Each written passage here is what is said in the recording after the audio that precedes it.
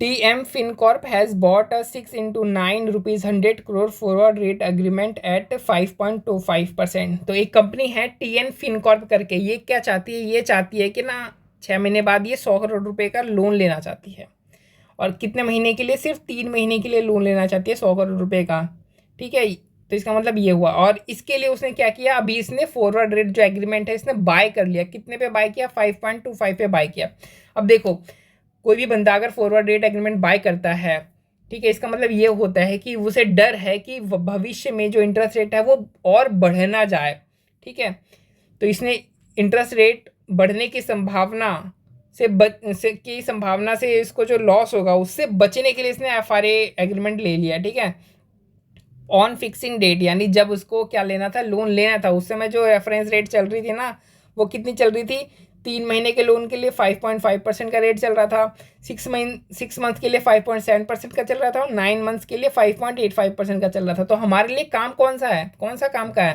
तो हमें तो 6 महीने बाद सिर्फ 3 महीने के लिए लोन चाहिए, तो यानी 3 महीने का रेट हमारे लिए काम का है। यानी कौन सा रेट काम का है? 5.5% वाला हमारा रेट काम का है। अब हमें डिटरमाइन क्या करना है? हमें डिटरमाइन करना है प्रॉफिट या loss to TM Fincorp in terms of basis point. हमें बेसिस पॉइंट में बताना है कि जो टीएम फिनकॉर्प है ना, इसको प्रॉफिट हुआ या लॉस हुआ। तो ये देखो,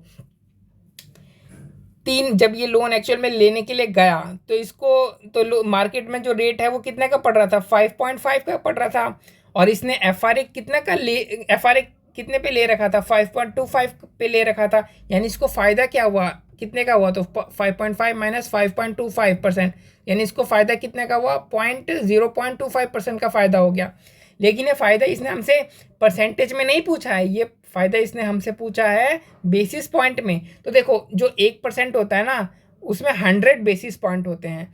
तो 0.25% में कितने बेसिस पॉइंट होंगे? तो देखो, 0.25 में 25 बेसिस पॉइंट होंगे। देखो, अगर 1% में 100, देखो 100 बेसिस पॉइंट होते हैं 1% में, तो 0.25% में कितने बेसिस पॉइंट होंगे? तो 25 बेसिस पॉइंट होंगे ना। तो हमने प्रॉफिट एंड लॉस बता दिया, बेसिस पॉइंट में बता दिया हमने। अब हमें सेटलमेंट अमाउंट निकालना है। तो सेटलमेंट अमाउंट का फॉर्मूला तो आपको पता है, ये सेटलमेंट अमाउंट का फॉर्मूला होता है। और हम क्या करते हैं, जो सेटलमेंट अमाउंट होता है उसको हम रेफरेंस रेट का यूज़ करके डिस्काउंट कर देते हैं। ठीक है, तो देखो, ये हमारी रेफरेंस रेट है, ये हमारी फॉरवर्ड रेट है, ये हमारा टाइम पीरियड है। इसने हमें बोल रखा है ना कि 1 साल में 660 दिन होते हैं, और हमें 3 महीने के लिए लोन लेना है। यानी कितने दिन हो गए? 90 दिन हो गए ना। तो 90/360, और नोशनल प्रिंसिपल जो है वो कितना हुआ? 100 करोड़ का हो गया। अब ये हमारा नेट सेटलमेंट हो गया यहाँ पे।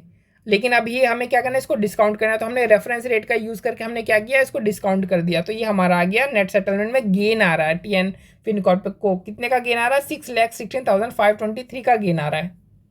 तो ये सवाल भी हमारा हो गया यहाँ पे, बहुत ही सिंपल सा था।